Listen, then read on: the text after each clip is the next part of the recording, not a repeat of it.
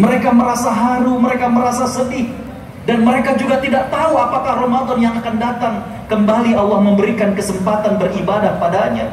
Ramadan tahun ini saja kita tengok kanan kiri kita, kita bayangkan bagaimana saudara kita yang berapa tahun yang lalu sebelum pandemi mereka masih i'tikaf dengan kita di masjid ini, sekarang mereka sudah berada di alam kubur.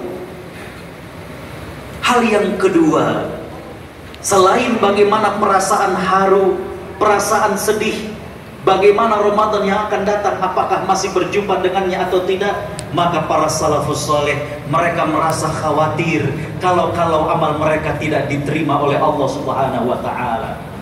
Umar bin Abdul Aziz dalam khutbah Idul Fitrinya beliau mengatakan, ayyuhal muslimun, wahai manusia sekalian, amaranallah, Allah memerintahkan kepada kita untuk puasa di bulan Ramadan, wa qad amilna, dan sungguh telah kita lakukan. Allah menganjurkan untuk sholat tarawih selama 30 hari dan sudah kita lakukan. Yang sekarang adalah bagaimana kita berharap pekerjaan kita ini diterima oleh Allah ataukah tidak.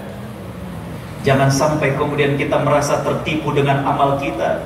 Jangan merasa kita hadir di malam-malam ganjil. Jangan sampai kita i'tikaf di 10 malam terakhir, kemudian kita merasa bersih, kemudian kita merasa putih, kemudian kita merasa tinggi. Tidak. Boleh jadi putih itu adalah nanah yang keluar dari nurani kita yang terluka. Boleh jadi kita merasa tinggi, tapi kita tanpa pijakan dengan Allah Subhanahu wa ta'ala. Boleh jadi kita merasa harum wangi, padahal amal kita tengah terbakar dengan riya yang kita lakukan. Kita tidak tahu itu semuanya. Pernahkah kita merenungkan mengapa zikir yang diajarkan oleh Nabi SAW kepada Aisyah, ketika Aisyah radhiyallahu anha bertanya, ya Rasulullah, kaifa in alimtu? Ya Rasulullah, bagaimana pandanganmu kalau aku merasakan malam itu adalah Lailatul Qadar? Madza aqulu bih? Apa yang aku baca malam itu? Bagaimana Nabi SAW mengajarkan? Bacalah, Allahumma innaka afuwun tuhibbul afwa fa'fu anna. Ya Allah, engkaulah zat yang memberikan kemaafan, mencintai kemaafan, ampunilah dan maafkan aku. Mengapa saat Lailatul Qadar zikir yang diajarkan adalah bagaimana kita menyanjung Allah sebagai zat yang maha pemaaf, dan kita minta agar diampuni oleh Allah Subhanahu wa ta'ala.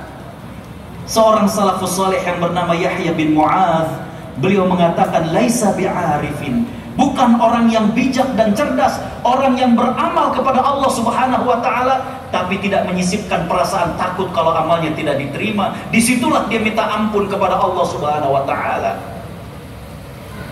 Jangan sampai kita tertipu. Syaitan paling pandai. Ada satu kitab yang sangat bagus, judulnya adalah Talbis Iblis, karangan Imam Ibnul Jauzi. Ada Imam Ibnul Qayyim Al-Jauziyah, ada Imam Ibnul Jauzi. Apa kata beliau? Syaitan paling pandai untuk orang-orang yang bermaksiat, untuk orang-orang yang mengikuti hawa nafsu. Syaitan menggoda dengan apa? Syaitan menggoda dengan rasa malas beribadah. Tapi untuk bapak ibu yang rajin beribadah, syaitan menggoda bukan dengan malas beribadah. Syaitan menggoda dengan rasa sombong yang dihadirkan dalam hati. Ketika kita kemudian bangun qiyamul lail di malam ganjil, kita lihat kanan, kita lihat kiri, sambil kemudian tersenyum jiwa. Loh, kan yang lain mudik, kita masih qiyam di Darussalam. Hati-hati, jangan sampai kemudian amal kita terbakar dengan riya. Disitulah salafus soleh kemudian merasakan, ya Allah, ya, terimalah amal-amal hamba. Jangan-jangan terselip dengan perasaan riya, ujub dan lain sebagainya.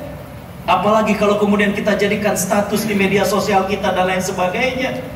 Itulah yang menjadikan kemudian para salafus saleh minta, ya Allah terimalah. Sebagian mengatakan mirip bagaikan majikan yang menyuruh kepada anak buahnya untuk melakukan suatu perbuatan, untuk mengerjakan suatu tugas. Maka setelah selesai mengerjakan suatu tugas, dia khawatir apakah pekerjaan ini sesuai dengan diinginkan majikannya ataukah tidak. Hal yang ketiga, Bapak Ibu yang dirahmati Allah, bahwa berada di penghujung Ramadan, saya ingin mengatakan, Ramadan menurut para ulama laisa isman min asma'i syuhur. Ramadan itu bukan cuma satu nama dari 12 nama bulan. Tapi para ulama mengatakan Ramadan itu adalah gaya hidup, lifestyle. Bagaimana para salafus saleh mengajarkan kepada kita usai Ramadan, jadilah pola hidup kita seperti pola hidup Ramadan. Ramadan bukan hanya bulan yang kita kenal, dia setelah bulan Sya'ban, sebelum bulan Syawal. Tapi Ramadan adalah gaya hidup muslim. Bagaimana usai Ramadan, gaya hidup kita jangan berubah. Bangun sebelum subuh, zikir. Kalau memang waktu-waktu kita saum sunnah, perbanyak tilawah, rajin beribadah. Itulah Ramadan. Bagaimana kita kemudian melanjutkan lifestyle ini? Seorang salafus saleh yang bernama Bishr Al-Hafi, beliau pernah didatangi dan curhat dari seseorang yang mengatakan, wahai imam, ada sekelompok masyarakat yang rajin ibadahnya cuma di bulan Ramadan. Ada sekelompok masyarakat yang rajin sedekahnya cuma di bulan Ramadan. Apa kata beliau? Bisal qaum. Masyarakat yang seperti itu, orang yang seperti itu adalah orang yang buruk. La ya'rifuna lillahi haqqan illa fi sahri Ramadan. Yang mereka tidak menunaikan hak Allah kecuali cuma di bulan Ramadan. Maka beliau kemudian menutup kalimatnya, inna salih alladhi yata'abbad wa yajtahid fis sanata kullah. Orang yang soleh itu adalah orang yang beribadah, sungguh-sungguh dalam beribadah sepanjang tahun.